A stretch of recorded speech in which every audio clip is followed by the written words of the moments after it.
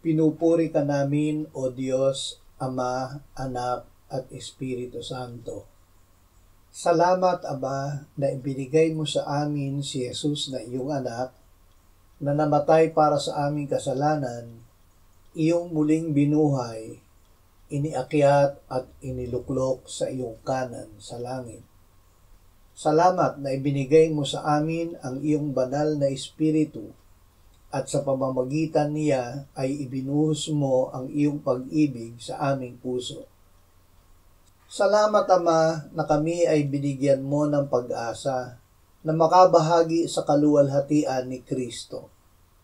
Sa lahat ng bagay ay gumagawa ka sa ikabubuti namin dahil kami ay itinalaga mo na maging katulad ni Kristo. Kami na iyong tinawag ay itinuring mong ganap at niluwalhati kasama ng iyong anak. Amen.